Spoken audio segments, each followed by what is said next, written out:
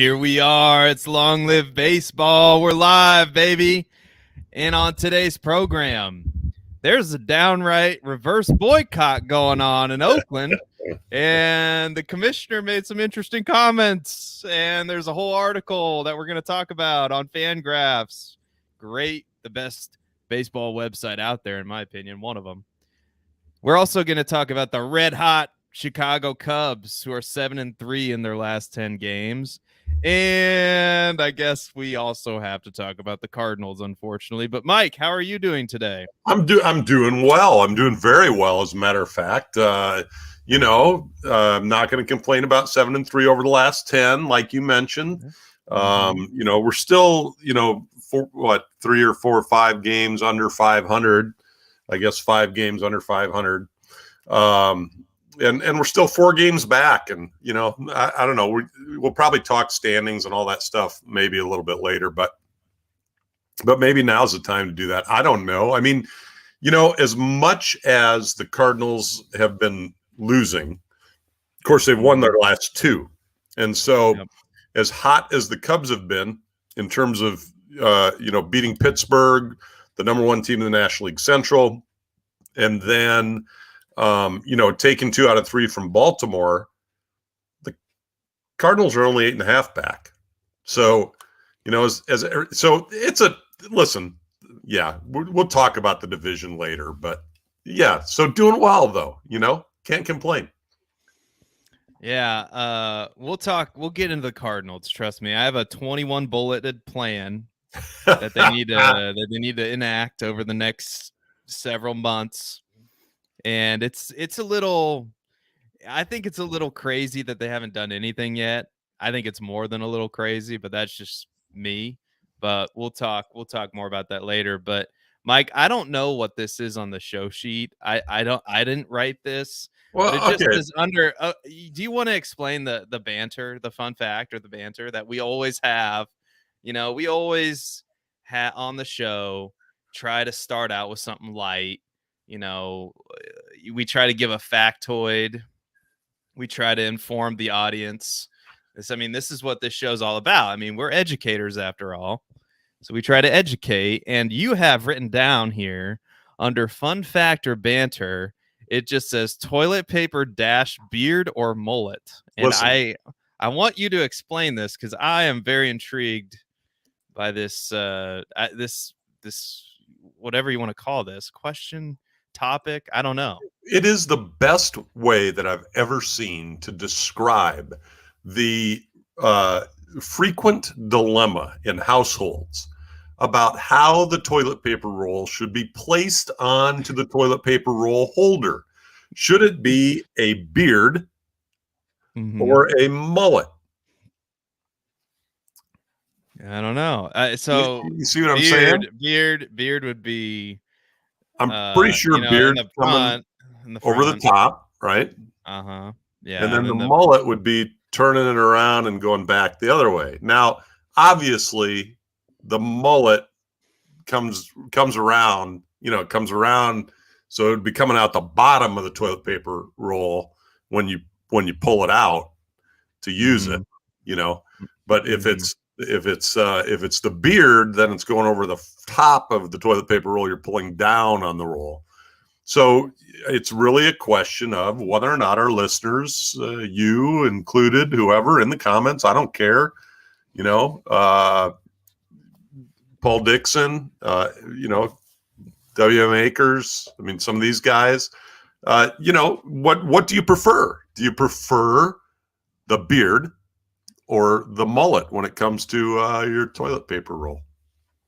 Let us know in the comments. I think I'm more of a beard guy. Yeah, 100% beard guy. Oh my goodness. Yeah. You can't, if you try the mullet thing, it's always impossible, I think, to get the toilet paper to come off the roll in the mullet format. In the beard format, there's no question, it's going to come, it's going to roll, things are going to work. It's going to work, when you need, because listen, none of us is using just one ply, right? You need multiple plies. That could be another question that we could have some conversation around, like how many plies is enough plies But are the plies the thickness of the toilet paper, or is it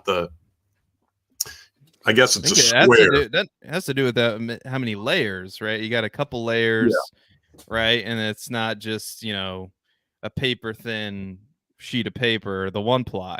that'd be a one It's ply, multiple. right? That would be a one ply, and that's no good. We all know that's no good. What I like to And refer to as, the school toilet paper. Because if you ever go into any government institution, if you ever go into any yeah, government institution, you better be bringing your own, because you're yeah. going to be using the single ply, and the single ply is not a good thing. But my question is more not. I mean, I guess we could have some conversation around the ply. I mean, I prefer something like 4 to 6 ply. I'm I guessing. don't think I don't think you can have enough plies. I don't. I You- really don't. I don't. I have never been involved in the structural integrity of toilet paper conversation. I haven't been around these architects of butt comfort. I've not been around these rooms where they have their protractors and their pencils, and they're probably stressing out like, is 28 plies too many?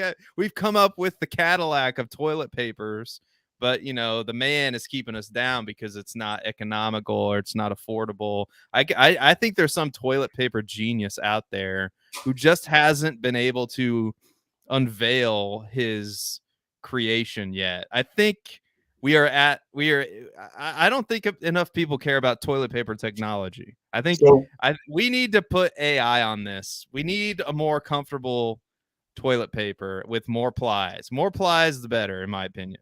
yeah, well, and I guess, I mean, that would be something if you could come out with a better toilet paper. But everybody claims to have the best, right? Except for Mm-hmm. that industrial stuff that you get at the county courthouse. That just it's non-absorbent. It's like the paper towels. You know those brown paper towels that come off the roll? You ever try to Mm-hmm. soak something up with one of those? Oh yeah, Toilet paper. you might as well be soaking it up with just a regular sheet of paper, Yeah, which the I toilet. have done. Which I have done, by the way, in my room as a teacher. I've definitely had that moment where a kid spills something and there's no paper towels in sight, and you're looking and you're looking. There's no napkins. You ran out of Kleenexes. All your options are gone, and you have to send the kid to the bathroom to get those exactly what you're talking about. And you have to say, grab 1,000 of those things, please, because I'm not even sure if 1,000 is going to be enough to clean up this half of a Gatorade bottle that's been spilled in my classroom. Yeah, I mean, you almost have to bring the whole roll of the brown stuff, right? Yeah. I mean, it's and frankly, you'd be better off breaking open a ream of printer paper and Yeah. trying to cook. I mean, seriously, I think a single sheet of printer paper would do better than the other stuff. But Speaking of, yeah, go ahead. We digress. We digress. That's all we can really do in today's world. And speaking of digressing into other topics, Rob Manfred is in the news. Our good friend Rob, who is, I'm sure, watches the show every week. He is in the news. There's an article. I just hope he doesn't comment on the show because if he comments, things could go terribly wrong. But go ahead. All right, there's an article that everybody should stop what they're doing, except don't stop watching the show. After the show, go read this. It's on Fangraphs. It's by Michael Bauman. Probably mispronouncing his name. But the title of the article was, I was supposed to write about Ellie De La Cruz today. And then there's just a picture of Rob Manfred. And I'll give you some highlights of the article. Basically, from what I understand, here's a quote from Rob Manfred. I think the real question is, what is it that Oakland was prepared to do?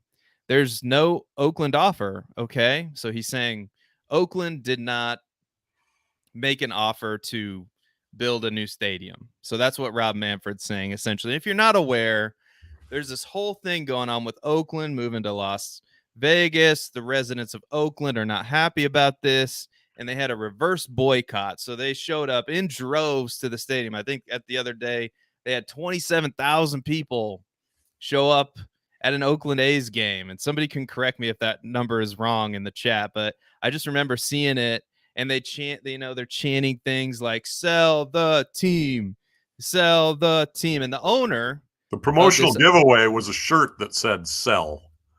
Sell. Just everybody had shirts on that said "sell." And so this John Fisher, so the quote goes on, so they never got to a point where they had a plan to build a stadium at any site. And it's not just John Fisher. You don't build a stadium based on the club activity alone. The community has to be involved, blah, blah, blah. He goes on to say that. Casey Pratt, who apparently at Casey Pratt ABC 7, so apparently this is some journalist of some renown, said he reached out to the Oakland mayor's office for a response. And essentially they said the report, everything that Rob Manfred said was totally false. So according to this tweet, the reality is the A's ownership had insisted on a multi-billion-dollar 55-acre project that included a ballpark, residential, commercial, and retail space. That's what they wanted in Oakland. In Las Vegas, for whatever reason, they seem satisfied with a 9-acre leased ballpark on leased land. So, Mike, what's going on here? Why do we have this these two stories, and which side do you line up on? Like, what do we make of this? Well, come on. I mean, Manfred works for the owners. I mean, that's the bottom line. The quote that you missed in the article is probably the best quote of them all. I mean, you have all these Oakland fans that come out, right? And they come out to reverse boycott. Now, you have to look at that because this morning on Beat the Streak, and if you watched my Beat the Streak segment, I talked about how a batter collected, I can't remember who the batter was right off the top of my head, but collected some hits in Oakland in front of 12,800 fans. And so, okay, great to have your reverse boycott and come out and show, the league that you care about your team. But if you're not coming out and doing that on a day-to-day basis, it's kind of an event, I guess, for lack of a better term. But here's the thing that Manfred said that I just can't believe what he said when asked about the reverse boycott. League-owned media outlets and things really didn't say much about the reverse boycott. But Manfred said, well, it's great to see what is this year almost an average Major League Baseball crowd in the facility for one night. That's a great thing. So Manfred was, what could he do when the Oakland fans were coming out and saying they didn't want to lose their team? He came out and sarcastically said, "Up yours," essentially. Great to see you all out. That'd be average in any other ballpark. So yeah, it was great to see it. Okay, I mean, come on. You might as well just, I don't know. It's pretty obvious, right? It's pretty obvious that this owner feels like he's going to improve the value of his team if he moves it to Las Vegas. That's always what was the plan. It didn't matter how good Oakland's offer was. Yeah. There's no, the Oakland Coliseum has been a problem for a long time. We know that Oakland has been near the bottom in payroll amongst major league teams. This is not a good ownership group. I mean, Billy Beane made things work with that team for a very long time, and it just feels like this is what ownership wants to do. And it feels like you said, Rob Manfred has the back of the owners first and not the fans. I think it's pretty. I mean, I think there's multiple pieces of evidence at this point. I completely agree. Yeah. So this is something that I don't know if you want to call it predestined, but this was something that was going to happen. And I think Rob Manfred probably views this as good for baseball, getting in the Las Vegas market and getting out of Oakland. So it sucks for Oakland fans because, as we said on this show, they've lost all of their sports teams in the last. I mean, Oakland Raiders are gone, the Golden State Warriors are gone, and now the Oakland Athletics are about ready to leave for Las Vegas in what, Yeah. 2027 or whatever the plan is. But it's just one of those things that it stinks. But this was the plan all along. And Rob Manfred and the owner are doing this whole song and dance trying to convince you, oh, well, Oakland never really made an offer. Oh, going and doing the thing that you shouldn't ever do in life is lie. You shouldn't lie. It's a Yeah. bad thing to lie. Wouldn't we all agree that good people don't tell lies directly to the public's face? And I mean, this Evan, what was it? No, Casey Pratt, excuse me. I mean, you can go read the quote for yourself from the Oakland mayor's office. They had an offer. They were willing to negotiate, and Rob Manfred basically said the complete opposite of that. So yeah. So and maybe okay, I'd very rarely come to the defense of Rob Manfred, but maybe he was misinformed. I don't know how the commissioner of baseball is misinformed.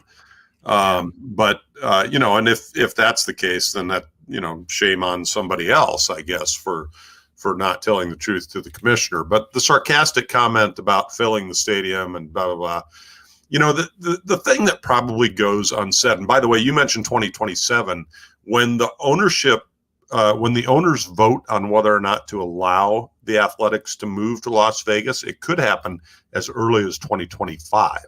If if all the owners, the other owners still have to approve this move.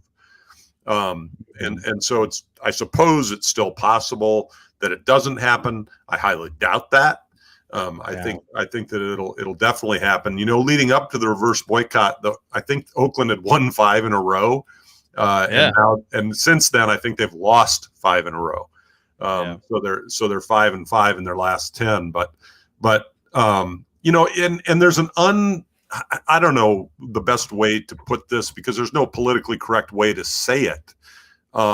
There's a reason. There must be a reason that these teams are getting out of there, right? I mean, I don't know what Oakland. I've never been to Oakland. I wouldn't want to pass judgment on Oakland. What you hear from others who live in the area is that maybe Oakland's not the greatest place to be sometimes. But, people talk about communities like that all the time. Chicago's one of the, being a Cubs fan, you hear about that. I love Chicago. You see things on social media and things of that nature of how terrible it is in Chicago. And I love going to Chicago. I'm kind of a country guy. I mean, I'm a rural guy. So, country mouse going to the big city, all that kind of thing. But, so it's a great place to visit. I wouldn't want to live there necessarily, mostly because of traffic. But, so I don't know what it's like in Oakland, I don't know what it looks like. I can tell you this, and I think I mentioned this on the show before. When we went to Hohokam Park in the Phoenix area during spring training, Oakland's spring training facility, I guess it was rebuilt recently or something, but it was, the ownership group wasn't doing a lot to promote their baseball team. Let's just put it that way. Didn't seem like the greatest facility. Did I mention the signs in the parking lot on this show before? The only facility that we went to. Yeah. So, lock your doors and take your belongings or something. I mean, I don't know. Yeah, I think Oakland's in the Pittsburgh. I know the Pittsburgh Pirates are doing better this year, but the Oakland Athletics are just one of these teams that refuses to spend money on their baseball team, and they seemingly are. And we'll see in the next couple years when they go to Las Vegas. Let's see if they start spending money on their baseball team. Let's see if they keep some of their players. Let's see if they keep the Sean Murphys of the world, because to me, I think this leads to the biggest problem in baseball is you have some teams that are just not competitive year after year after year. And it's BS because these owners have money.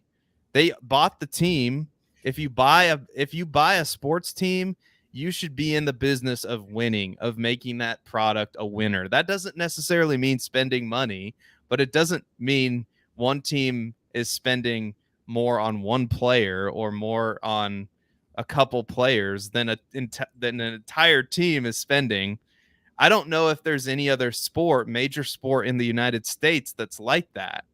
And I know that the players shot down the salary cap, but man, it just feels like there should be a salary cap floor to make teams like Oakland that are getting these revenue sharing checks year after year after year through television deals. They're raking in all this money. It doesn't necessarily have to come from ticket sales. I don't know. And the balanced schedule has helped out, but you still have the Royals and the Athletics and the Cardinals. Oh, wait. Whoops. Freudian slip there. The Cardinals are actually supposedly trying to win is what the Cardinals are trying to do. But you get what I'm trying to say. This is nothing. I mean, the year Oakland is having, Oakland typically overachieves, but now they've gone into total rebuild, and it's just a joke. The teams, and it's nothing against the people. It's nothing against the players that are there. I mean, they're clearly not trying to win, and it's ridiculous. Yeah. I mean, just to put it in perspective, you said the St. Louis Cardinals and the Oakland A's in the same breath, as if there's a comparison between these two teams. The Cardinals are 8.5 back in the National League Central in a division that is up for grabs. The Oakland A's are 26.5 games back in June. 26.5 games. The next closest division cellar dweller is the Washington Nationals at 18 games back. So, St. Louis versus Oakland, there's no comparison in terms of who's trying to win. No, Oakland's not. Well, the players are trying to win. The players are out there playing their, not that I've watched a lot of Oakland games. Okay. There's only one Oakland A's player that I could probably name, thanks to Ryan Porth and Matt Spiegel. That's Shane Landeliers, and because it goes so well with the song. Yeah, Shane Landeliers. Okay, it's the only time I'm going to sing on the show. Yeah. So I brought up, according to USA Today, the highest team spending the most money is the New York Mets, and oh boy, $353 million. So just goes to show you that spending money on your team doesn't necessarily mean it's going to be a successful endeavor. The Oakland A's are spending $56.8 million, $0.9 million if you round up, in total payroll. Now, to be fair, Baltimore and Tampa Bay are number 29 and 28. So you don't have to necessarily spend money to be successful, but the way the Oakland Athletics are doing it, I think anybody would agree, is actively not trying to compete, which is what the problem is here. Some might call it tanking. There you go. Mm-hmm. So as the reverse boycott rolls on, it likely won't matter, because this was likely a predestined thing anyway. The MLB likely wants a team in Las Vegas, and the Oakland ownership likely wants to be in Las Vegas, because they see that, they see the dollar signs, even though they're not willing to put a team on the field that is of a winning caliber. They still want to be making that money, baby. They don't want to spend it, but they want to make it. So, and of course, the irony is that they did make more money the night of the reverse boycott. I think it was just a one night thing. I think so. I don't know that it's rolling out. I don't know. I think it's. I'd have to check the attendance numbers, but yeah. Anyway, so going from Las Vegas, we're flying all the way to Chicago now. As we mentioned at the top of the show, the Chicago Cubs are red hot 7-3 in their last 10 games. They have risen in the standings. They are only 4 games out in the Central Division. Like we said on our last show, We were making cases for the Cubs making the playoffs, the Cardinals making the playoffs. Mike, and the best run differential in the division, by the way, +9. Everybody else is in the negative. Mike, what's been the key to success for the Cubs over the last week? Well, over the last week, the bats have come alive a little bit after that West Coast swing. We just were not hitting the ball. The bats have come alive. Jan Gomes said after in his post-game interview, he's asked, I don't know, some question and about the same thing basically, and he said, "Well, hey, we're putting the ball in play. I mean, you got to put the ball in play to win ball games, There you go. and play defense, obviously. The other thing is pitching, obviously. I mean, Justin Steele just came off the IL, and Kyle Hendricks is back, and I think Kyle had a perfect game going through, I don't know, 5 or 6 or something. He's coming back, and things are looking good there. So Uncle Mo is in the building, if you know what I mean. And I'm not talking about Mozeliak. I'm talking about he's not interested in the Chicago job, is he? I thought maybe you were talking of Mozeliak's in Wrigley Field when he's supposed to be in St. Louis. But anyway, you mean momentum. Okay. All right. I thought we were going to get rid of him for a second. I was about ready to rejoice. He may be over there. He may be over there watching good baseball. Well, I mean, reality is reality. Hey, we won a series today for the first time in a long time. Yeah, that's good. Who'd you play? The Mets. That's not a bad win, actually. Yeah, that's not a bad series win. But Christopher Morel, I mean, he's crushing baseballs. He's hitting well. Might be one of the best Cubs prospects that we never heard about as a prospect to come along in a long, long time. And a lot of that is thanks to apparently a talking to by Dansby Swanson, not like a talking to, but, he had a conversation with Dansby Swanson. And it's interesting because Morel kind of had the same thing with Wilson Contreras when Contreras was in Chicago. And it's like Morel he's a young guy. I mean, he kind of needs that mentorship. And so you got this seasoned veteran basically telling him, hey, be who you is, because if you ain't who you is who you ain't. Go up and do what be you. And he's been him since then. And so, and of course we got Bellinger's back.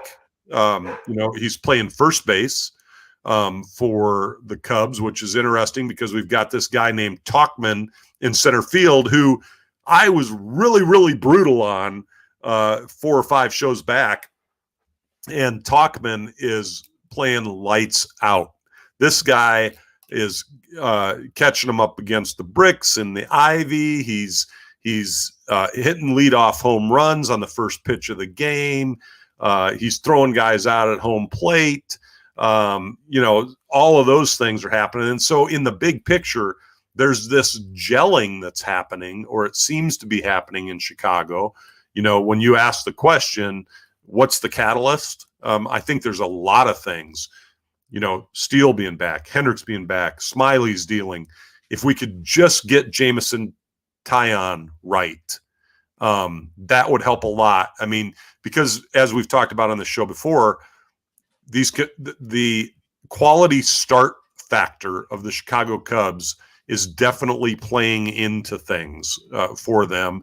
And so if we could get Taillon to get into that same routine as Steele and Stroman and Hendricks and Smiley, and then also, we finally, I don't know if you knew this or not, but I think we found our closer, Adbert Alzolay.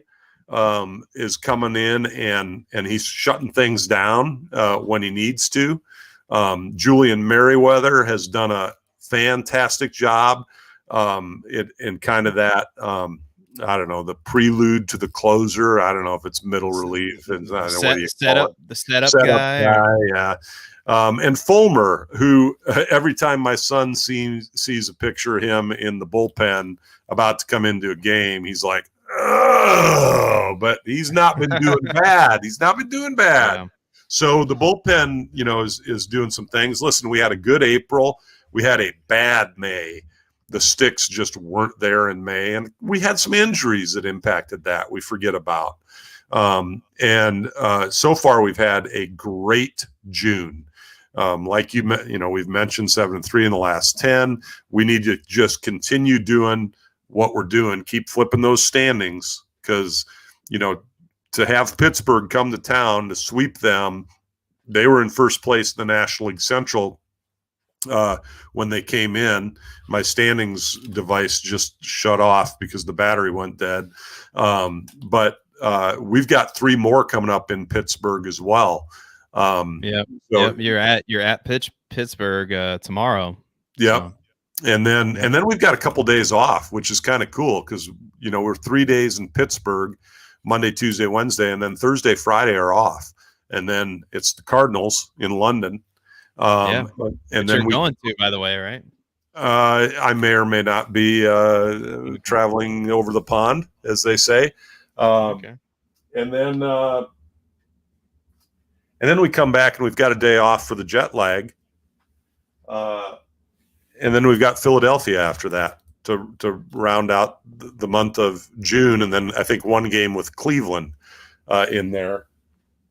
Yep, 1 game with Cleveland, who Cleveland's playing pretty well right now. They went up and beat up on the Diamondbacks today. So yeah, hey, we've got to continue doing what we're doing. And then, this doesn't really go to the question, but what's encouraging is that guys like Matt Mervis got sent back down to AAA, and he's finding his bat again. David Bodie, people have probably even forgotten about that name, has been hitting well in AAA. Jared Young, maybe Ben Brown coming into the bullpen before he steps into a starting position for the Cubs. I mean, there's a lot of things going on, and I was reading an article about some recent jumps in prospect news.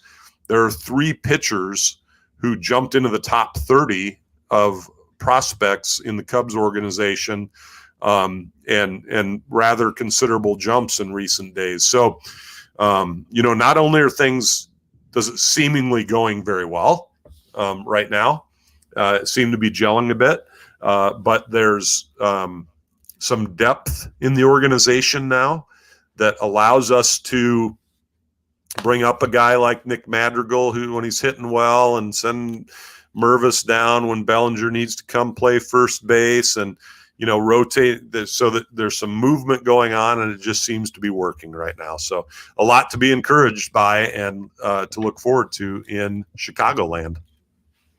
Yeah, just to mention what you were talking about. I mean, Christopher Morel in his last 6 games hitting .429, OPS almost at 1,300. I mean, just absolutely destroying phenomenal. The ball. And the guys that you're relying on to be some of your staple pieces as well. Nico Horner hitting .370 in the last week. Dansby Swanson hitting .360. Mike Tauchman, who we absolutely obliterated on this show, hitting over 300. I did. Well, no, it doesn't make any sense while they were playing Mike Tauchman. It really still doesn't make any sense, but the results are there. Absolutely, they are. So, I mean, I guess what doesn't make any sense is, we still have some guys up that we wonder why, who are batting in the 100s. Let's just leave it at that. Yeah. I see here, I mean, Yan Gomes has been playing well. He should probably be your starting catcher most days, I would assume. Tucker Barnhart is done better. Yeah, defensively, Barnhart's a stud.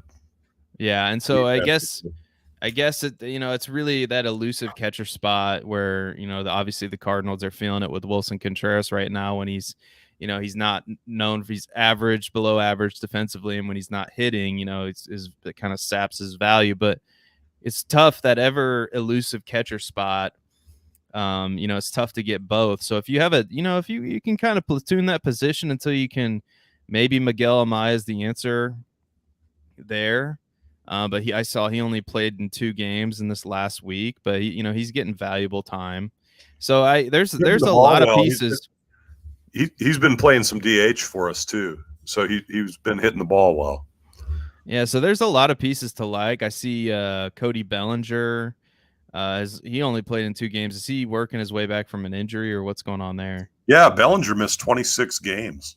Okay. Yeah. He had a knee contusion, and so I think that's part of the reason why we may have him at first base. And if he works at first base, let's keep him at first base.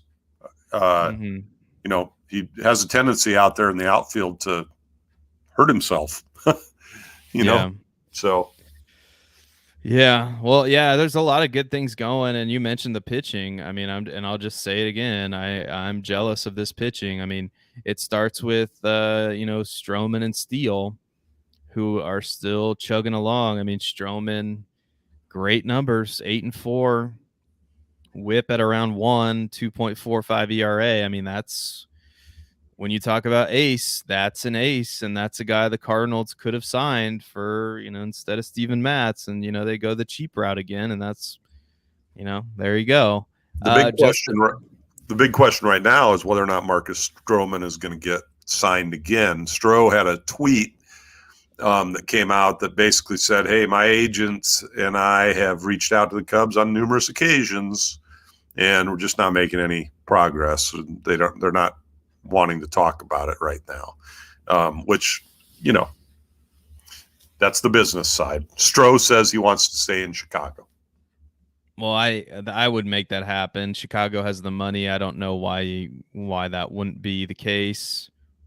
Anyway, I don't pretend to understand how some organizations work, but that's just I mean, when you have pitching, you should hang on to that pitching, and we'll talk. We're getting to the Cardinals portion of the program, ladies and gentlemen. We have to save the good stuff. I mean, not that this isn't good stuff, but we gotta, this is part of broadcasting. As part of what Mike and I are learning, you kind of have to save some of your good stuff. What am I trying? Leonard Skinner doesn't open up with a Freebird. You know what I mean? And I'm not comparing myself to Leonard Skinner, but you get what I'm trying to say.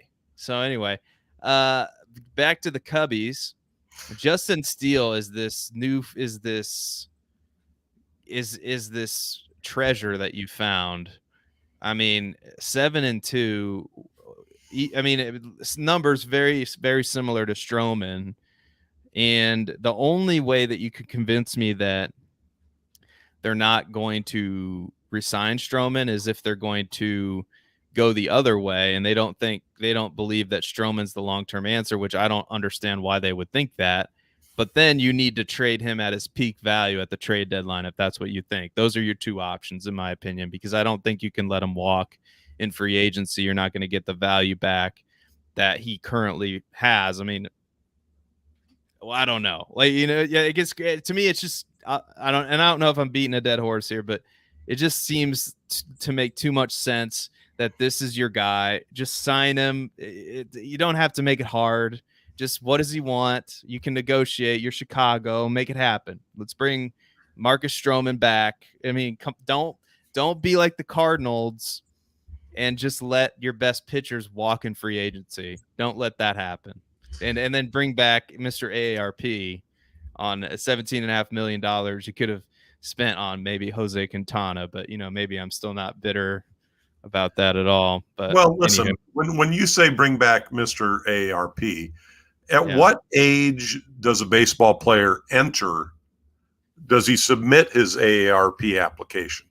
Because normal people like you and I, it's like 55 is when somewhere in there is when we start to get our AARP stuff in the mail. Maybe a little bit earlier than that. But in baseball, when would you say is AARP age? 40. Okay, so Marcus Stroman has another 8 years of good baseball ahead of him between the ages of 32 and 40 is what you're saying. Yeah, but I mean, AARP, I mean, that's a whole different level, right? And to be fair, I'm seeing now that Quintana has not pitched because he's been injured for the New York Mets for whatever reason. Or I don't I haven't been paying attention to the Mets, so he's on the 60-day IL, so he hasn't pitched at all. But that, again, no reason not to bring back your best pitcher. But yes, AARP I think is 40. Let us know what you think of baseball AARP in the chat. Yeah, I think do you think that's fair or not fair? No, I think that's fair. I just think that sometimes between the ages of 32 and 40 is where ownership and management tends to start to look at their pitching staff age. Yeah. Right? Because it's such a young man's game. So, I think the guys between 32 and 40 have shown that they can compete. But, most of the guys that you see pitching these days are probably more between 23 and 30. So, and I don't know how all that plays out. I mean, we talked about the complete game thing before, like guys that threw complete games back in the day regularly, like every outing, like they'd come out and go through 7, 8, 9, and today it's just different in that regard. And I don't know if it's because of the velocity that they're throwing at, mechanics. I don't know all the ins and outs of all of that, but certainly it plays into some of the decisions that are made. Yeah. No, I get it, but if you feel, I mean, that's the only thing that makes sense. If the Cubs feel that they're still a couple years away from being a real contender, then you got to test the market on a guy like Stroman. You got to see what you can get for him. He's never going to be more valuable than he is right now. He's 32 years old. He's pitching lights out, and I don't know. I'm of the mind, like I've said, you keep good pitching when you have it in house because it's harder to find than you think. Yeah, but that's anyway. And they signed him to a big contract. I mean that sure. I mean he was kind of their marquee signing when they signed him. So yeah. Mm-hmm. Is it time for the Cardinals portion of the program? People like talking about. I guess if you want to talk about that, it's fine. I mean, you were talking about the Leonard Skinner comparison, and I can't think of their worst song. But every song is good. It's just like Turnpike Troubadours. I mean, I can't. Every song I hear is gold. My favorite band right now. But so the Cardinals, right? I mean, there's several things I could talk about, and the question that I have here is the Cardinals are 3-7 in their last 10 games. They don't look like they're going anywhere. What needs to happen if they need for them to get back on track? And will they get back on track? And Mike, I have a theory that I want to test on you tonight. And it's going to take me a while to get there, but you'll have to just bear with me. Okay. All right.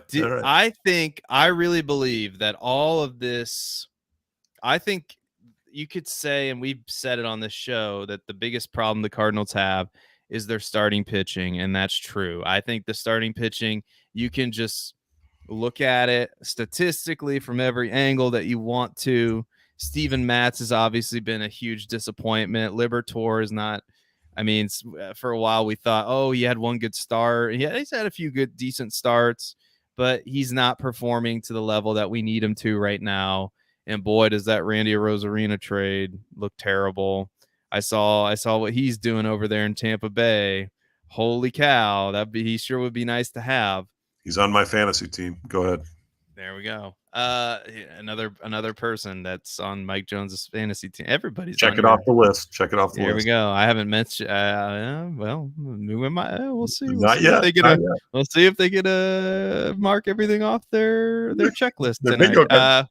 The bingo card.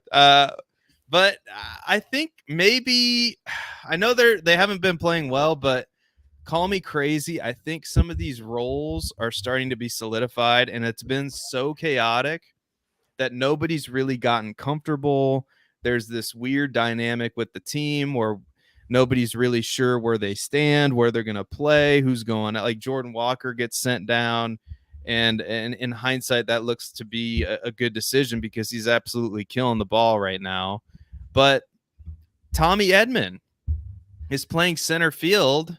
And who would have known that at this time in the season, that Tommy Edman is playing center field and it's working out really well. Tommy Edman is proving to be a really, really good utility player, for the Cardinals. And really, he's not hitting the ball, the way maybe we would hope he would hit the ball, but he's been solid. He's only hitting 233, but defensively, he's kind of been a lifesaver on a team that really doesn't have many good defensive players anymore. And I never thought I would say that about the Cardinals with Arenado and Goldschmidt. And 2 years ago, we were talking about how they have 5 Gold Glovers, and it's just unbelievable how big of a drop off that is. But I think you can. And my theory is this: I really believe that, and Jordan Walker is not a good outfielder right now. He's hitting the ball, but he's not a good outfielder. But I think maybe some roles are starting to be solidified. And if I were the Cardinals, this is what I would do. And just keep it simple, stupid, because you tend to overthink things, Mosaic, when you get an idea in your head. So don't overthink it. All right, here's the plan. Let me tell you the plan. All right. Obviously, you've got Goldschmidt and Arenado. You're not trading those guys. Okay. I don't care how bad your team gets. You're keeping those guys, and you're thinking about a Paul Goldschmidt extension right now because that guy's a perfect Cardinal. Okay. So Contreras needs to be catching more times than not. And then you say, forget it. These are the players we want to focus on. We are going to play these players rain or shine, whether they're hitting or not. We're playing Jordan Walker. We're playing Tommy Edman. We're playing Newt when he comes back. I already mentioned Contreras. We're playing DeYoung at short, Gorman at second, and we're playing Brendan Donovan, and then obviously Goldschmidt and Arenado. And those are our guys, right? Dylan Carlson, Tyler O'Neill, Jack Flaherty. If you're not going to bring back Jordan Montgomery, all those guys, everybody else should be available for a trade. Because right now you've got too much of the same thing, right? Dylan Carlson is the same. Like, you've got a lot of, at one time we thought he was going to be this big prospect, but he's been disappointing. Tyler O'Neill can't stay healthy. I'm not sure what you can get for those guys right now, but this is called the sunk cost fallacy, right? So the Cardinals are holding on to these guys because they think they can get what they're worth, but the truth is likely that they will never be worth what the Cardinals think they're worth, which is a theme. So I would shape my club around the players I mentioned. Like I said, I would be shopping Jack Flaherty. I don't think he wants to resign with the Cardinals as much as I like him. I don't think the Cardinals want to resign him. Therefore, I think he's a perfect trade piece. You can sell a team on Jack Flaherty. Jordan Montgomery, he's been your best pitcher. And this, again, for a competitive team like the Cardinals, it makes no sense why you're not interested in a Jordan Montgomery extension. If they're not interested in a Jordan Montgomery extension, I don't understand. So this feels like Jose Quintana all over again. And I know, like I mentioned earlier, I know he's been hurt the whole year, but that's not the point. The point is you have a good pitcher in house, you try to keep him in house. Somehow the Cardinals, they need to start playing defense better. And I think this comes back to the solidified roles I was talking about. If you're more comfortable in a position, you've played there, you have time there. The Cardinals have been shifting people all around. The Cardinals are number 26 in defensive runs saved, according to the Field Bible. And they have players like Brendan Donovan, Tommy Edman, Goldschmidt, Arenado. Paul DeYoung's a great defensive player. I don't understand what happened. I think this really falls on management, and it falls on the training staff, and it falls on Ollie Marmol. All of those people are responsible for this because they were number 4 in this category a year ago. So what happened? So I look at a team, and I look at the Cardinals, and then I look at the Braves. I'm like, what are the Braves doing well? And let me tell you some stuff. And this, people might think this is silly, but let me tell you something. I look at the percentages of players that have played in certain positions, and I'm just going to compare the Braves to the Cardinals and how the Braves are a product of their environment. The Braves play within a structure it's a stable foundation. They know it's a solid organization. Eddie Rosario plays 52% of the time in left field. Michael Harris plays 85% of the time in center field. Acuna Jr., 87% in right field. Austin Riley, 96% at third base. Arcia, 82% of the time at shortstop. Albies, 89% of the time at second base. Olsen, 96% of the time at first base. And Sean Murphy, 56% of the time he's catching. Now let's look at the Cardinals. And I've mentioned this before on the show. And I know injuries play into this too. But Tyler O'Neill, 30, he's been hurt for God knows how long. And he's still projected to lead the team playing left field at 30%. Dylan Carlson, same story. He's still projected to lead the Cardinals in center field time played at 45%. Walker, 40% in right field. Arenado and Goldschmidt are in the 90s, but Paul DeJong, 59% at shortstop. Gorman, 36% at second base. Contreras, 60%. So you see what I mean? Like, there's a lot of people playing a lot of different positions, and there's been a lot of organizational chaos within the Cardinals that has not been present in an organization like the Atlanta Braves. So while you can sit here and maybe poo-poo the crazy Seth by saying, oh, Seth, these are major league players, that shouldn't matter, blah, blah, blah. I'm here to tell you, I think it matters. What do you think, Mike? Yeah, I totally agree with you. I mean, as you pulled up those graphs, I'm like, okay, because I don't care about the Braves. I mean, yeah, they've got a great organization, right? But I pull up the Cubs numbers, and Ian Happ, far and away, 90% of the time playing in left field.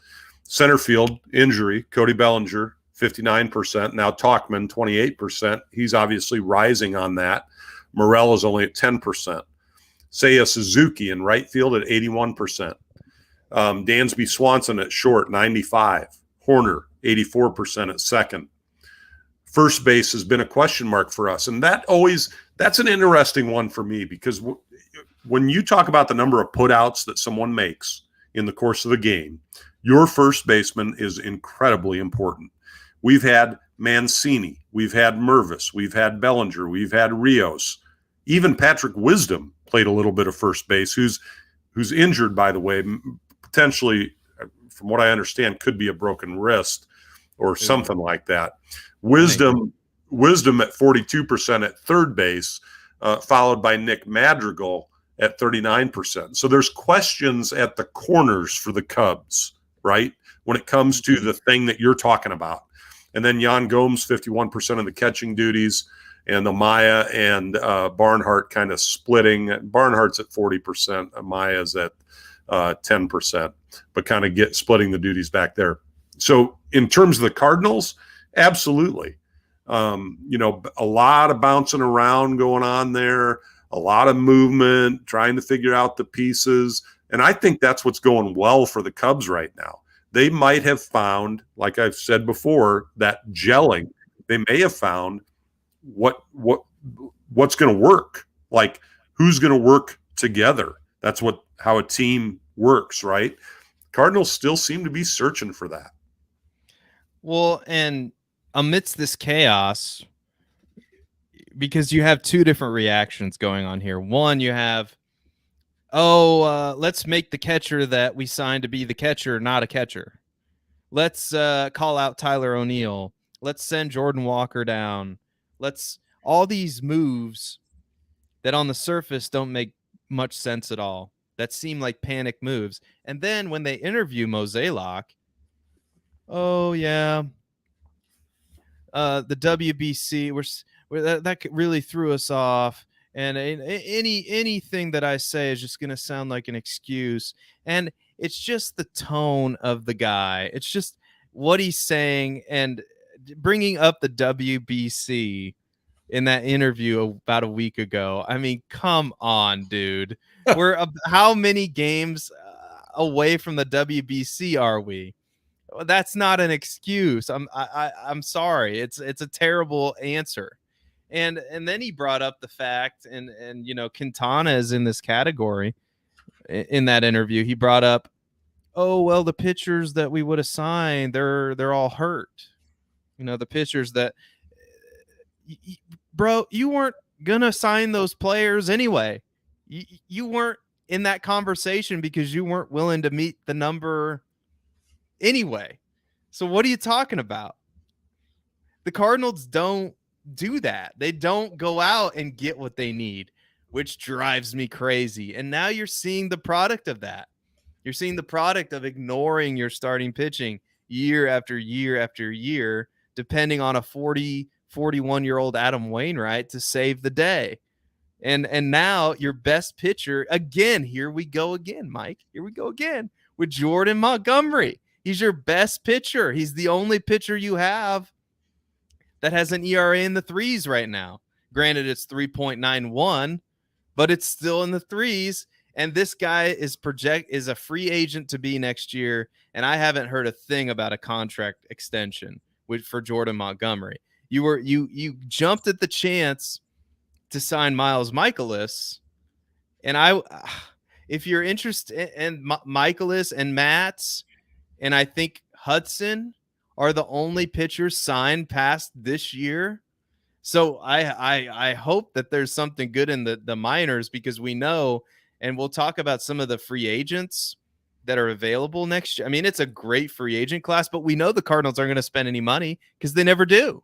So what's going to happen? We really tried to improve the team, and I just don't understand why it's not working out for us. We really tried, guys. Like, I don't know. Like, we tried to sign, but all those players are hurt, and look at how many players we had in the WBC. It just seems very puny and weak. So that was your Mosaic. That was your Mosaic imitation. Yeah, I wasn't sure if that was Marmol or Mosaic. Sorry, it could be all of them. It just seems like such. I don't know. I don't want to use a bad word because I think my mom watched the show, and I don't want her to think any less of me. But it just seems like when you're a leader, and for as long as Mosaic's been a leader, just own it, man. You did a terrible job putting this team together. You don't have any. Your starting pitching's been bad for 3 years. This bullpen I thought would be a lot better. It's not very good. It's very inconsistent. And when you're an offensive team built on your offense, the offense we know in today's baseball is going to be hot and cold. So you got to be able to win multiple ways. And right now the Cardinals, they're just not doing it. And so the final thing is we need some action. We need some leadership in the front office, right? We need the Cardinals to start playing better defensively. It's still possible, as crazy as it seems. It's still possible, Mike. It's not like they're 20-some games out like the Oakland Athletics. They're only 8.5 out. Anybody's division. It's still very possible. It's crazy that it's still possible. It shouldn't be possible. It shouldn't be. But my fear, okay? Can't you just see this playing out? Okay. This is my nightmare. I kind of want it to happen. And it's kind of my nightmare that the Cardinals just go on a tear post All-Star break and they come back and win the Central.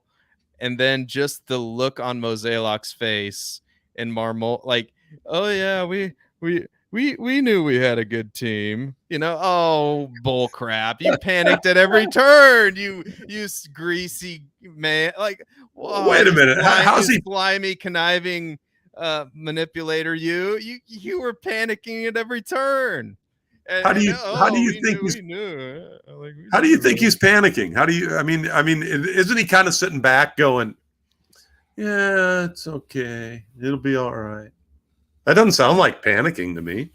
Well, that's what I'm saying. On the face, he's trying. I think he's trying to present this calm, cool demeanor, but then the actions, like making your catcher that you paid $87 million to, and it's a franchise record contract that you signed him to be a catcher, and he's not a catcher. And you could argue, well, that really messed with his psyche. And Contreras is kind of this emotional leader. And I'm not trying to make excuses for Contreras, because Contreras definitely needs to be better, and he's been a huge disappointment. But what I am saying, Tyler O'Neill, Jordan Wall. I mean, there's so many things that I think are a front office failure, especially the starting pitching. We can all agree about that. And then Mozeliak's attitude is, it'll be okay, even though we have 3 years of evidence that it's not okay. It's not okay at all. But he's still sitting there going, it could be okay. We're just the WBC, man. Like, come on. That was really rough. So the rich poor curve, right? You've heard of that, right? Yeah, sure. Do you think that's where Mozeliak is? I mean, because who's won the National League Central the last 3 years that you just mentioned? I know the last couple, it's been the Cardinals. I mean, okay. I know they're in the hunt most years for sure. Yeah. Okay. So, I mean, is the pitching really that bad?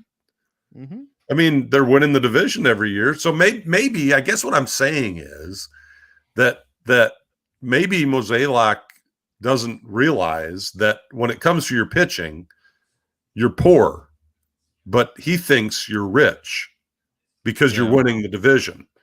Like maybe there's something going on there, like that he just doesn't realize that. Oh, he's the biggest idiot in the world if he doesn't realize. Because let me just tell you, like in 2021, the Cardinals were number 20 in total wins above replacement in starting pitching. So that was 2 years ago?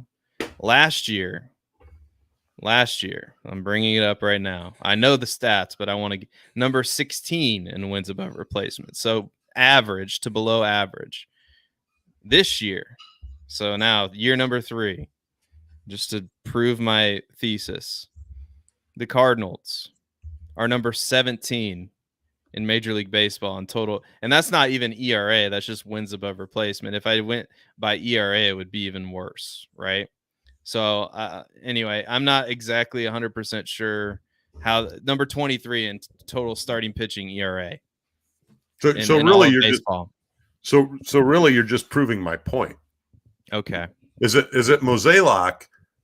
He doesn't realize, because you're winning the division, because you've won the division, because you're going to the postseason, he just apparently has no handle on how bad your starting pitching really is.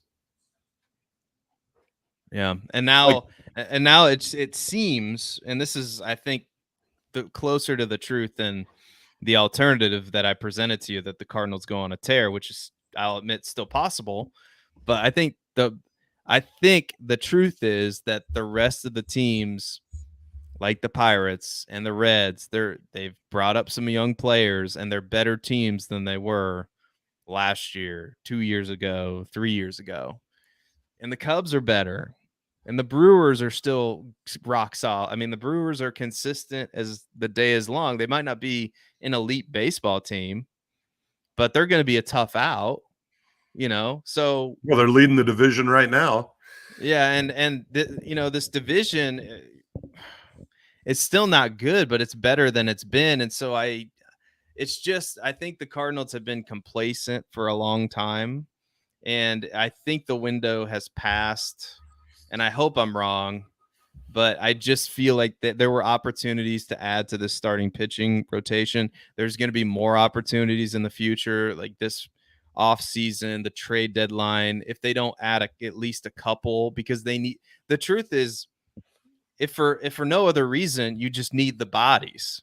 I mean, you'd only have a couple starting pitchers signed after 2023, so you need the bodies. So something is going to have to happen, and it's going to be so fascinating to see, because I think Lucas Giolito would be perfect if they want to bring back Lance Lynn. I think they could do that. Who pitched really well yesterday. I think these pitchers have not had good years, but I think it's the perfect chance to take that you could trade Tyler O'Neill plus to get a Giolito right now. Maybe, I don't know. But I just know something has to happen, and the front office needs to realize, like I keep saying, after 3 years, This is a real problem, and I don't know what else to say about it. You've dissolved into mediocrity. You're not a good baseball team right now. Is there any chance?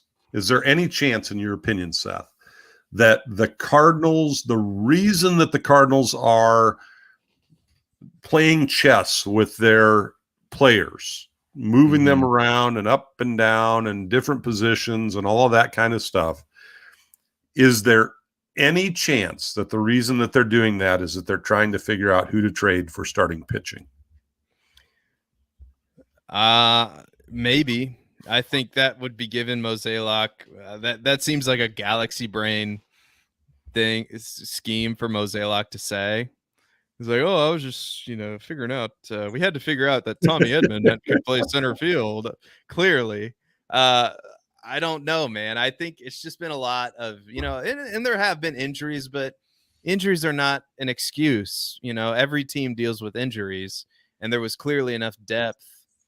I mean, at least at the beginning of the season that we were talking about, that it shouldn't have been an issue.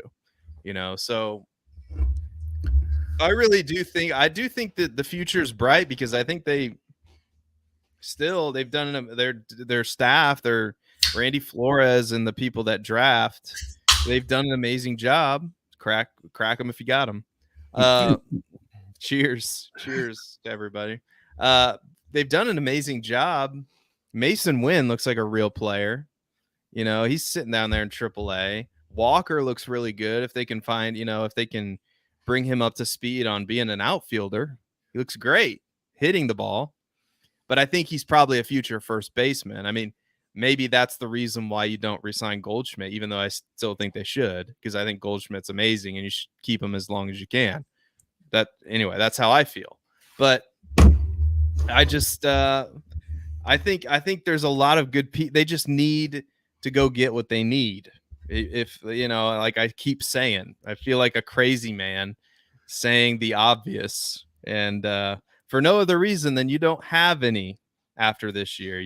So it's kind of like if you don't have milk or bread, if you don't have any of it, and you go to the store, and I know I've used this analogy before, but bear with me, and you go to the store and it's marked up, $7, are you just not going to get what you need to make the meal that you're going to make? No, you might complain about it. You might, tell your friends about how you had to pay $6 for a loaf of bread, but you're buying the bread, right? Or am I crazy? I don't drink a lot of milk, so there's that. There's that. But Paul Goldschmidt's 35 years old. He's reaching the AARP age. He's 5 years away. He's 5 years. 5 years. Okay, away. But that's going to be shortly, and he's a man. I mean, Paul Goldschmidt is a dude, right? Paul Goldschmidt's going to age well. He takes good care of himself. Yeah. I don't think he's he's just a solid professional baseball player that I think is going to age really well, and that's why he's so consistent.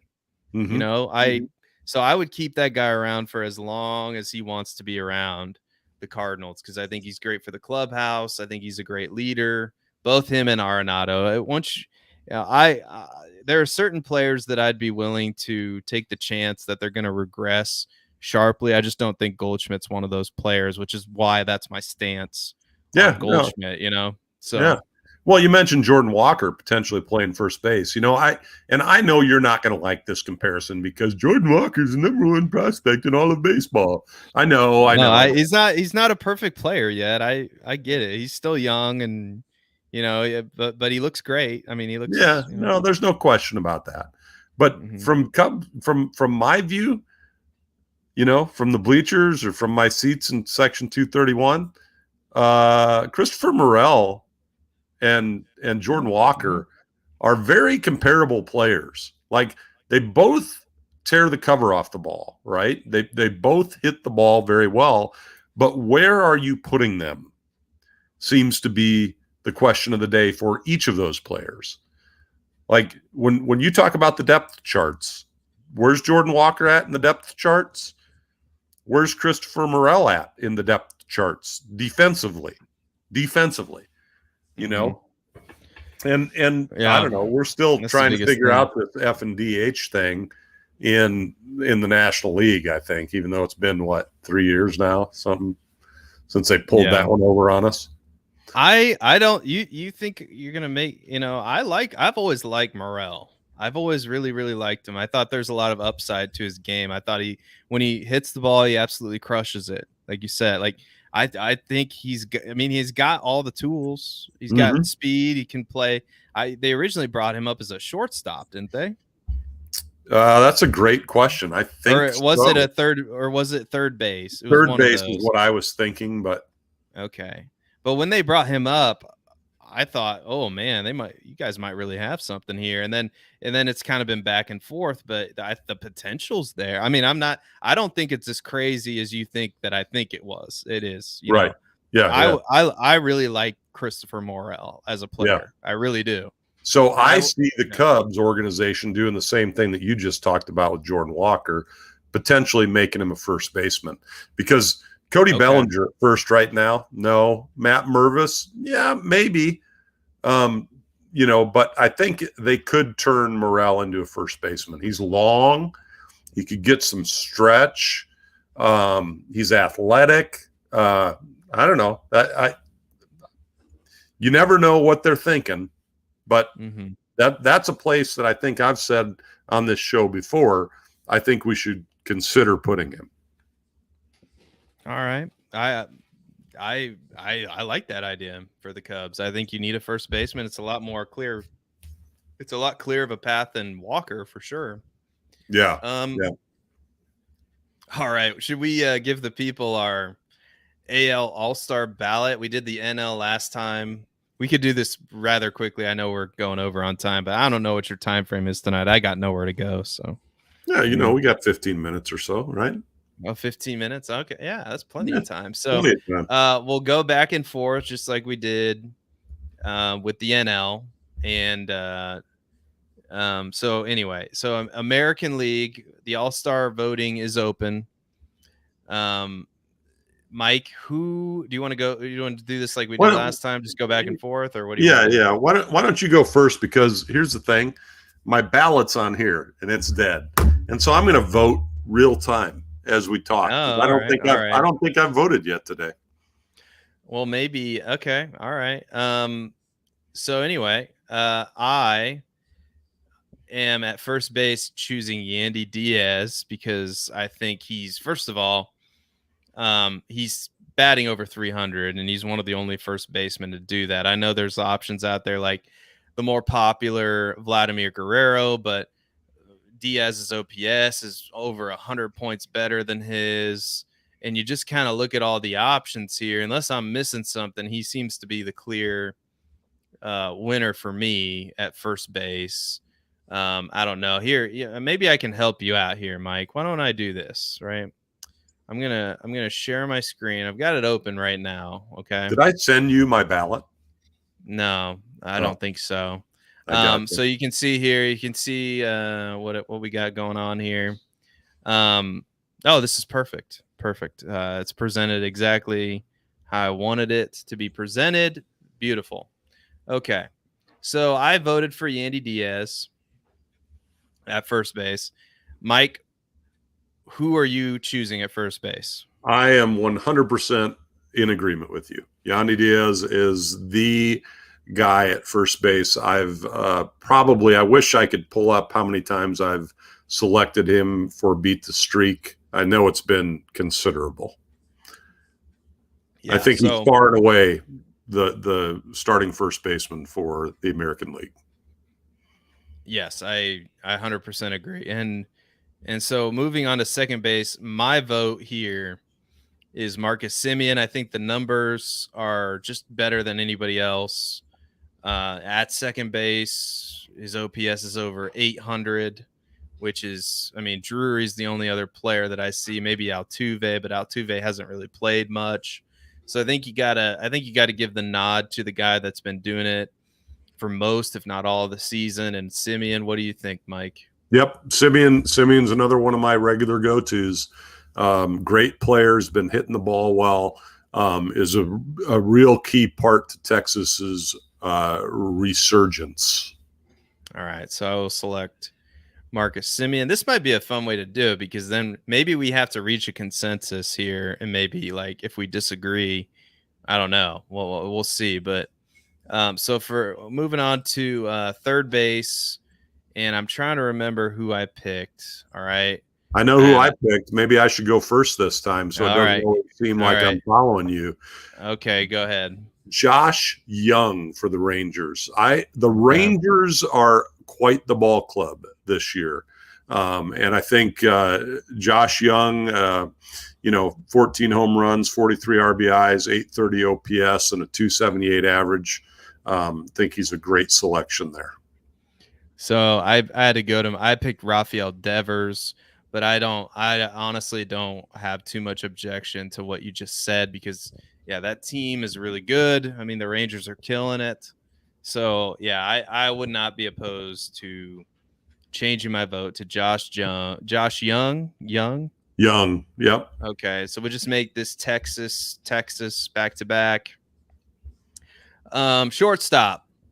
So my vote, I do remember this one was. I mean, I think it has to be. Should we say it? Bo Bichette. Bo Bichette. Yeah, it's got to be Bo Bichette. I mean, he's having an unbelievable season. He deserves to be the starting shortstop for the American League.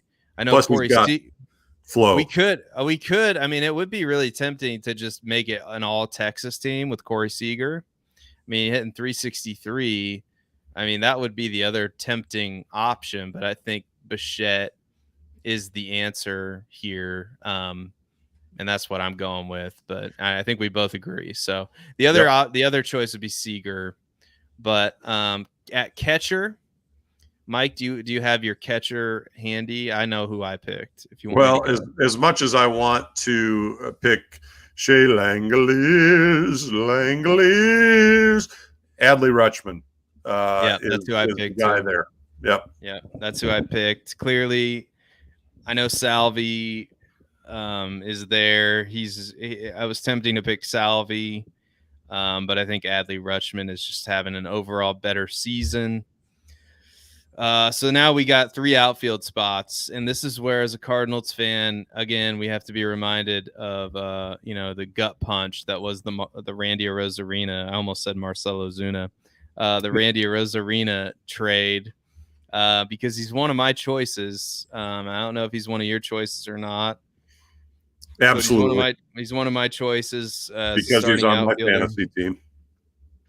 And this also hurts, Mike. Adolis Garcia was also in our system, and we traded or let him go or traded him away. I don't even know what happened. He's a big part of that Texas Rangers team. He's outfield.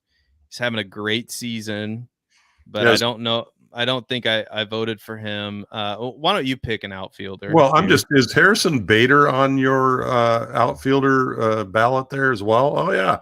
Yeah, he doesn't deserve to be, but it is what it is. All right. Well, I just, Garcia is definitely my second choice as well. Okay. I think, did you choose him again because he's on my fantasy team? But no, I did not choose him. I'm not opposed to voting for him. I think he deserves it. I think originally I voted for Rosarina, Alvarez, and Aaron Judge. But I have no problem shifting my vote to Adolis Garcia, and we could just make this the All-Star team, or AKA the ex-St. Louis Cardinals AAA team. Well, Aaron Judge is not an ex-St. Louis Cardinal, is he? Okay. No, he's not. Not. But Aaron Judge was also my third selection for the outfield. Okay. Gotcha. So the only place we differ there is I had Alvarez and you had Garcia. And so that brings us to DH, and I think this is pretty obvious. We might, I don't know. Do you have any? Any questions about who? No. Yeah, it's got to be Shohei Ohtani, right? Yeah. Obviously, 100%. Yeah, because he can also pitch, and he's probably going to pitch in the All-Star game. But anyway, that's our American League. All-Star game. We did the National League last time, so if you want to check that out, check out our last episode, which aired last week on Saturday morning, which is typically when we go. This is a special time for us. We're doing Sunday night this week. And go fill out your ballot on All-Star. You can vote 5 times a day? Yeah, 5 times a day. And you know what's interesting about that? To me, we should do an entire show on this, but I think we could anyway, is that at one point, the All-Star balloting, I was reading about the history of the All-Star balloting, and there was a time I want to say in the 70s, when the Cincinnati Reds stuffed the ballots and got a bunch of Reds players, and now that's what we do in the voting. Like you can vote 5 times a day, and you can vote for whoever you want, and the teams are marketing for their players to be on the All-Star team. So go out there and get your votes in for the Cubbies, and if you vote Christopher Morel in DH, you can win this autographed baseball by Christopher Morel. I mean, that's the point that we've gotten to now with the All-Star balloting, which I think is phenomenal. But really what I'd like to hear from is some of our listeners, watchers of the show. Did we miss anybody? Is there anybody that you feel like, oh, that's a terrible choice? You totally should have had this player, that player. Would love to hear from you in the comments. Feel free to post a comment or tweet us at Seth_Diewold, DIEWOLD, or at Michael Jones IA, or at Long Live Baseball, 1 L at the end, because they wouldn't let us have another letter there. Well, yeah, go do all those things. Is it that time of the show, Mike? I believe it's that time of the show. It's the Dixon Baseball Dictionary segment of the show where Mike pulls out his dictionary. And let me go run and get my dictionary. The Paul Dixon Baseball Dictionary, by the way, the Dixon Baseball Dictionary, 3rd edition, subtitled, never mind, maybe it's not a subtitle, the revised, expanded, and now definitive work on the language of baseball. Wow, I've never noticed this before. A Wall Street Journal top 5 baseball book. Who knew that? And just got to put in the shameless plug for the daily Beat the Streak show that we put out every day here on Long Live Baseball, where I come on. It'd be nice sometimes, Seth, for you to join me and do some, a little bit of, daily baseball Beat the Streak selections. But nonetheless, you can win 5.6 million. What time are you doing it tomorrow? Early in the morning, probably between 6 and 7. It's when I usually do it. What I try to do, I want to try to really get out our show on our selections for Beat the Streak.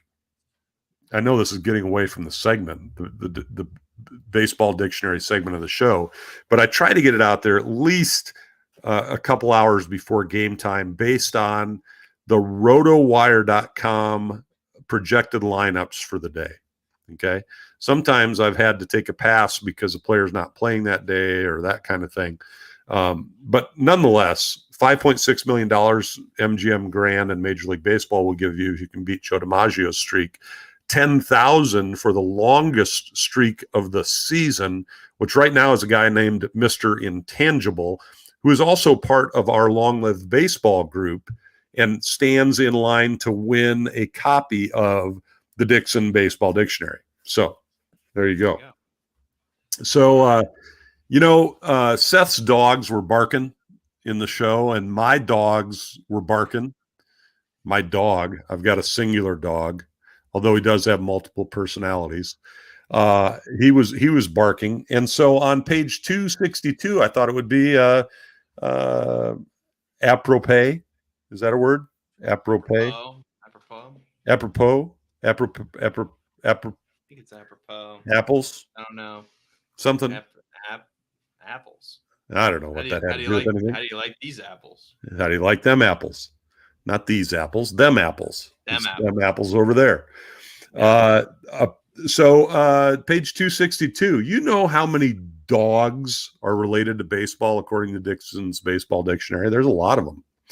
A dog, by definition, according to the Baseball Dictionary, is a player who lacks fighting spirit or does not give his best at all times.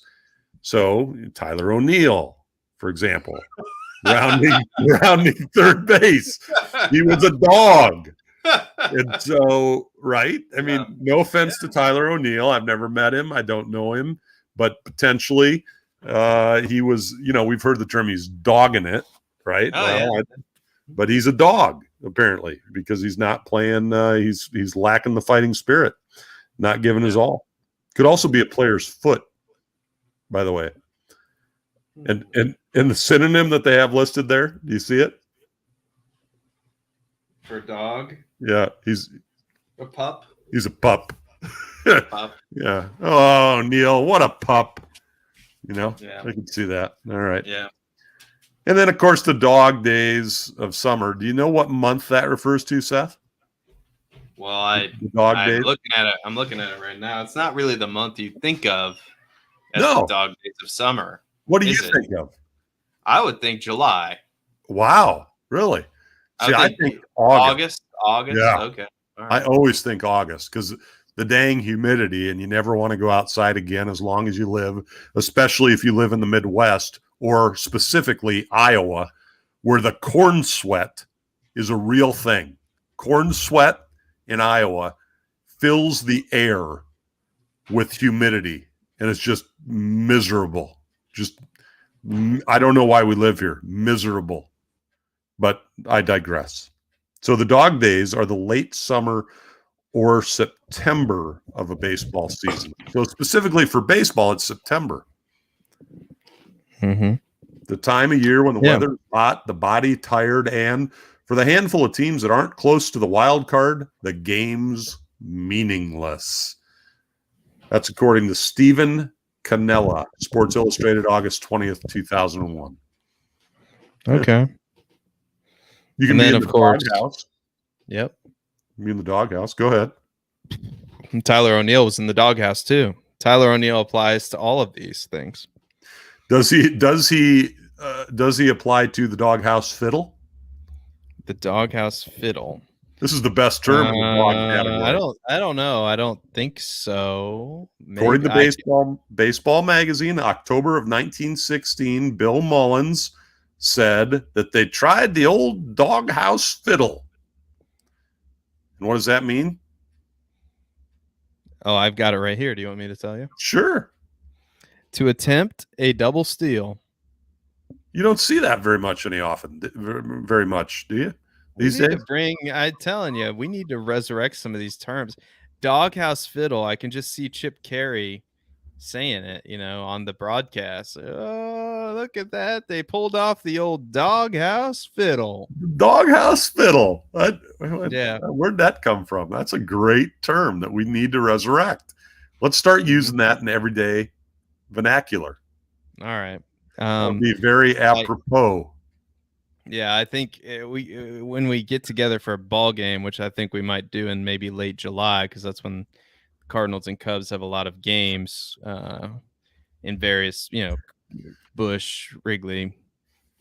I say we should definitely, if there are two runners on, hey, maybe they should do the old doghouse fiddle. I say we start yelling it. Run the doghouse fiddle. Run it. Everybody around us would go, what? Doghouse fiddle? Who are these people here? Yeah. Oh well. I mean, for people who care about such things, like, oh, whatever. I don't. Yeah, well, I don't care what. Yeah, I'll yell it. To dog it again, Tyler O'Neill. to malinger. You have to go in the. I don't know if Tyler O'Neill fits in the thumbnail, but I think our thumbnail's fine. But put him in, but next to a dog, put him in a doghouse or something. Yeah, to slow down for a minor ache or pain. Isn't that what he actually was claimed to have been doing. He literally dogged it. Yeah, I didn't think he was doing it in real time, but he admitted it later, and then anyway. Yeah, usually to first base, which is interesting. I've seen plenty of this kind before. He'll dog it, I tell you. Yeah, the dog kennel. Not heard this one. Yeah, the dugout. The dugout. You ever heard of the dugout called the dog kennel? No. The Great American Sports Book.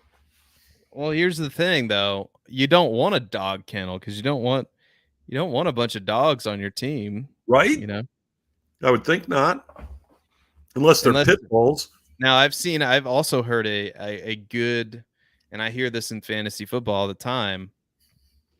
If a guy's a dog, a DAWG, that means he's a workhorse. That means he loves football. That means he's got the talent, but he also has the desire. He's a dog. He's a dog. That's interesting. And maybe you should write that in, because if you do, you might get in here. I don't see it in the DAWGs, but dog. Yeah. It's just, he's a dog. I've heard that as a complimentary term before, haven't you? Yeah, I think so. Yeah. I think we're gonna have to cover donkeys at the next on the next show, because I just looked up at the top right hand corner on page 268, and it says donkey baseball. There you go. And I don't know. Let me see. There are several donkey entries. Let me see if the Cardinals have been playing. Are you kidding? This can't be right. What? This can't be right. Donkey baseball. I'm just going to read it right now. Yes. A baseball game in which all the players, except for pitcher, catcher, and batter, are mounted on donkeys.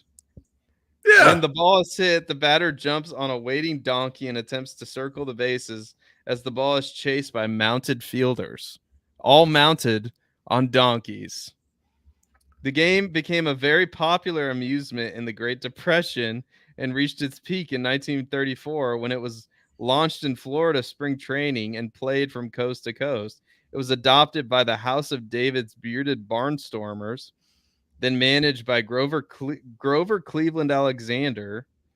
And then there's just a bunch of quotes here, or like references to like the Chicago Tribune. I can't believe that. I can't believe that. That's a real thing. Yeah, they do it in basketball courts all across America still today. Well, at least up here in the Midwest. There's a place that sells donkey basketball. They provide the donkeys. Seriously, they go out on your court. I feel like I don't believe it. It's for real. Google donkey basketball. The website will come up where you can rent the donkeys. They'll bring the donkeys to you. So I don't know if they still play donkey baseball anywhere or not, but that'd be more, rather than having a donkey running around on your hardwood. Oh my God, it's a real thing. I told you. Oh my God. It's a real thing. It's a real thing. The basketball or the baseball? Basketball. Okay, because I don't know if they're playing baseball, but that would be a lot more fun, I think, because now you're on dirt, and the donkeys like the dirt, I think. I think they'd like the dirt better than they would the hardwood floor. Probably. You kind of got us off the dog thing, by the way. I know. Hold on. I'm sharing my screen here. You got to describe it for the listeners. So you have, I don't know if it's 5-on-5 or 3-on-3. I mean, donkeys fill a court pretty quick, but you've got donkeys. Oh, you're playing a video? Is this possible? Maybe. You're playing. It looks like you might be. So you got the donkeys, and then the players. The players are on the donkeys, and the donkeys are going up and down the court. And there you go. There you go. There it is. And the players ride the donkeys. Don't get slam donkey. They're playing basketball, riding around on donkeys. He looks like a guy who played donkey basketball. I wonder why they don't. Oh, look out! Oh man! Whoa! You see, that would be a lot more fun on a baseball diamond, I think, than we just saw a guy get bucked off a donkey, and he's having to drag a donkey to get the ball. Well, this is cheating. They're cheating. They have the ball in their hand and they're not even on the donkey. Right. Well, I think you have to be on the donkey to score. I'm pretty sure. Oh, is that right? But it would be a lot of fun to see that. On the baseball field. I still think maybe we should bring. That's what I say. Bring back donkey baseball. To heck with the Savannah Bananas. Bring back donkey baseball. Well, maybe the Savannah Bananas can bring back donkey baseball. They might be able to do that, especially when they come. They sold out 2 games in Des Moines this year. Hey, can we get back to the dogs? Yeah, fine. Okay. Because listen, if you're a dog, sometimes it's not a bad thing to be a dog. It can be a good thing. Don Meyer always used to say, you want to have intensity when you're playing, like the intensity of a pit bull in a meat house, right? Intensity is about extreme focus on what you're doing. You put a pit bull in a meat house, and that pit bull is going to focus on one thing and one thing only, eating as much meat as he possibly can until somebody pulls him off. And even if you try to pull him off, he might not be in a good place. So dog meat, a utility player. Keep going with this. I'm just more. Oh my God. I thought for sure I would just sidetrack you with dog meat. Oh my God, we still got more to go. All right, keep going. Keep going. Player. What are you doing? You dog piling? Are you dog piling on me or what? Penny, dog piling? Penny, get him. Penny, come here. Okay. Come here. You tell him who's a dog. Oh, there we go. Penny's a good looking dog. You'll bark at just about anything, but you won't bark right now. Oh. Okay. So we're watching Seth and his dog. Bye-bye. For those of you who are listening to the podcast. A dog robber, a derisive name for an umpire in reference to his integrity. You dog robber. There we go. Nice. I'm going to yell that at the next umpire that I think makes a bad call. You're nothing but a dog robber. All right. We made it through the dogs. Wow. We'll have to do the donkeys next time. How many donkey references are there? Not as many as their dogs, which makes sense. Not nearly as many. All right. But that's the baseball dictionary segment of the show, folks. All right. Well, Mike, what do you have to plug these days? What's going on in your neck of the woods? Well, you mentioned going out and seeing the Cubs and Cardinals. It's not too late, Seth. It's not too late. You and Abby could jump on a flight Tuesday, Wednesday, Thursday, Friday this week. Meet us in London. There's a game going on. As much as she would love to do that, that's she has this thing called work, I think, and I think my wife is going to Miami this weekend too, without me, by the way. So wow, I hope she doesn't meet some Latino man down there. If that's still, you can still say that, right? Like a Cuban man. I don't know. We'll see. We'll see what happens. But you know what I'm trying to say. I'm trying to be descriptive. I'm talking about I got you. Like a Tony Gonzalez kind of guy who's a good-looking guy is what you're saying. Good-looking guy. Looks like he could play tight end, or something. Yeah. Anyway, so she's going to Miami for a work thing, but anyway, so we'll have to. I don't know. You really believe that, don't you? Yeah. No. Who goes to Miami for a work thing? Really, Seth? What? All right. Yeah. So join our. The link is in the description for our Beat the Streak group, which I have not been putting in my Beat the Streak picks consistently. So I need to get on that. Yeah. I should just do it when I publish the video, for crying out loud. It doesn't take but 5 seconds. Yeah. So anyway, By the way, my streak ended. A little prelude to the show tomorrow morning, the Beat the Streak show. My streak ended. are you gonna play taps on the show every time your streak ends? I don't play the trumpet, or the bugle. Well, we can find you a sound effect maybe. And you should follow us on Twitter, the show on Twitter at Long Live Baseball with 1 L, because either Mike Jones can't spell or they just won't let him use that handle.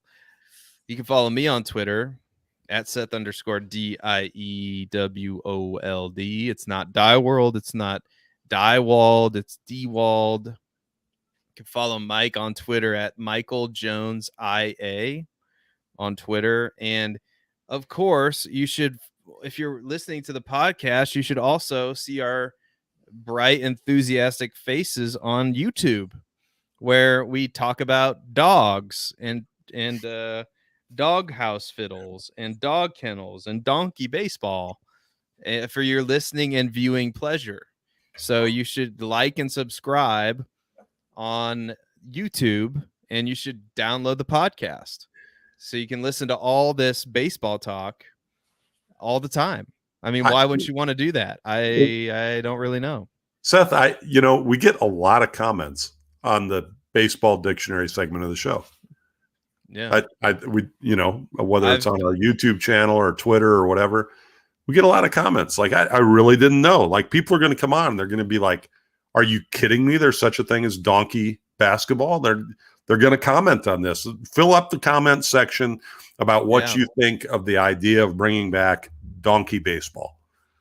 I've been terrible about getting back to those comments. I promise I'll get back to as many comments as I can get back to, because I do want to interact with you guys, and let us know what you think of the show, of donkey basketball or baseball. Let us know what you think of Rob Manfred and the whole Oakland thing. Let us know what you think of the Cubs and their prospects. Let me know how much you want John Mozeliak to be fired. I mean, it's not a question of if at this point, right? I mean, come on. Or what you think should happen with the Cardinals. Like, anyway, it doesn't matter what your comment is. You should leave it below.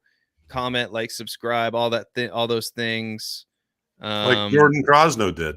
He told us it was a bad day for the Cubs. They lost. The Brewers beat the Pirates. The Reds beat the Astros. And a cool win for the Cardinals. Yeah. Series win. All right. Any final words of wisdom before we say goodbye to the people tonight, Mike? Listen, if you're riding a donkey, hold on tight. Let's go Cubs. Let's go Cardinals. We will see you next time. Until then, long live baseball. Long live baseball. Thank you. Hey, long live baseball, long baby. Live baseball. Let's go. Long live baseball. Thank you. You got it. Right now. Long live baseball.